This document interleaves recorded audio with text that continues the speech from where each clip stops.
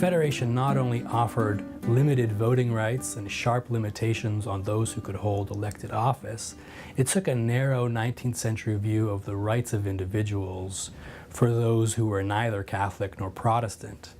It included no First Nations, Métis or Innu peoples, no Acadians or African Canadians, no women. There was no British Columbia, no Prince Edward Island, no Newfoundland, no Labrador, no Northwest Territories. In many ways, citizenship at the time of Confederation was closer to citizenship in ancient Greece than in the Canada we now know. Ideas and policies about who really belonged or counted have changed over time. One important slow transformation was from subjecthood to citizenship. It's amazing to think that the first actual citizen of Canada was William Lyon Mackenzie King, Canada's 10th Prime Minister. There were no citizens until 1947, when Parliament passed the Canadian Citizenship Act. In the late 1960s, in response to the Quiet Revolution in Quebec and efforts to make bilingualism and biculturalism official in all of Canada, that two nations frame for Canadian identity changed dramatically.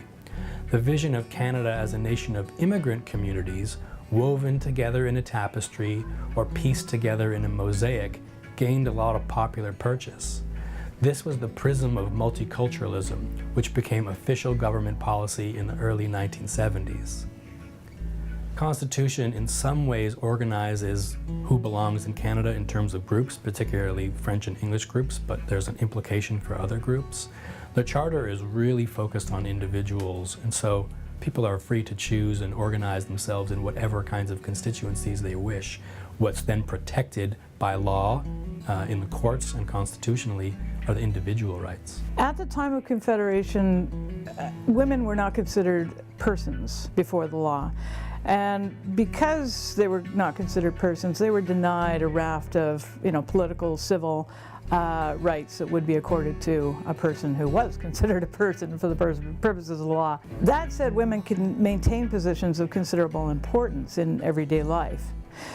But being denied the status of a person before the law meant that women could not own property, they could not enter into contracts, they could not obtain credit, they were basically subject to their husband in a relationship that really paralleled the master-servant relationship of indenture. But as we move toward the end of the 19th century, and we see this across Europe, across Britain, Canada, and the United States, we see the emergence of a mass movement, and this is the women's movement.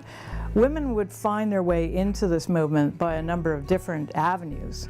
But certainly by the end of the 19th century, the opening of the 20th century, everybody was focused on one target, and that was to achieve the vote.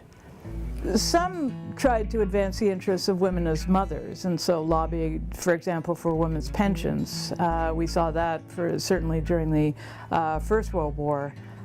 With the Women's Patriotic Fund providing pensions for women whose male kin were off at war. Others recognized that, of course, many women, especially working class women, had to work for wages.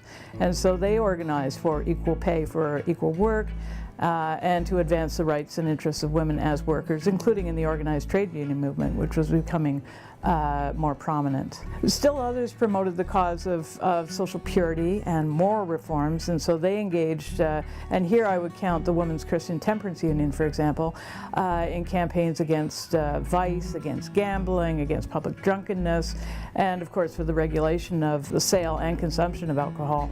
What's interesting here, though, is that historians, for example, Donica Balile, have come to argue that organizations like the Women's Christian Temperance Union can also be seen as the first consumer rights organization, and also an organization and a campaign really, that was lobbying for protections of women, so lobbying really against violence against women. I would argue that women have a very different relationship to the state than do men.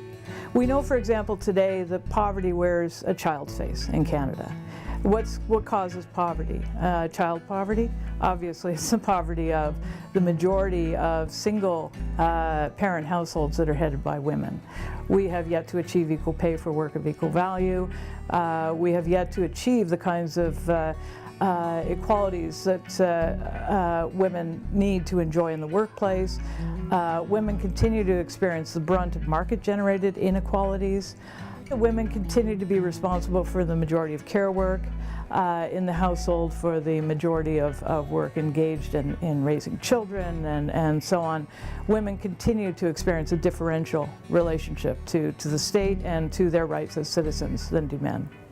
The idea of Citizen Plus emerges in the post-1969 period.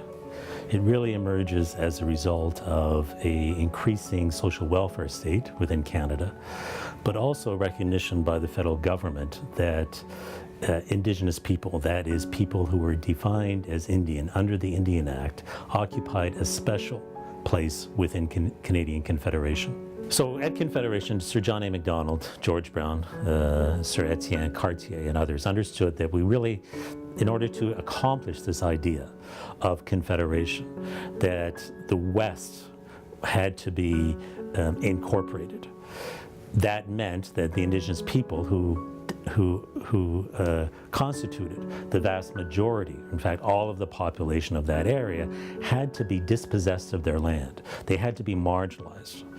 Now that process began soon after 1867 with 1870 the Manitoba Act, and later with the signing of a number of treaties with Indigenous people, except in British Columbia. Now, what that resulted in the longer term, was the creation of what we call reserves, and then the Indian Act of 1876. In return for surrendering their land, the title to their land, these communities agreed that they would live on a different parcel of land, and these became reserves. Now, that process had begun much earlier in places like Ontario, Quebec, and the Maritimes, but now it's reached its crescendo, because what it creates is a different idea of citizenship. These people are not citizens. They are people becoming citizens. That's the entire idea around Confederation. Now, of course, we know from the Truth and Reconciliation Commission that the residential schools become a way in which the federal government, in concert with religious organizations, attempt to undermine that sense of identity and culture. But what's surprising is that despite the residential school system, despite the imposition of federal law and creating the special and the distinct people who are confined, theoretically, at least to the reserve, that sense of identity is maintained. And that sense of identity we know is maintained because when we come to things like the White Paper of 1968, when the federal government attempted to do away with this special status of Indian, or when the lead up to the repatriation of the 1982 Constitution occurred, Indigenous people mobilized to ensure that Section 35C was within the Constitution, which recognized this idea of Aboriginal and treaty rights.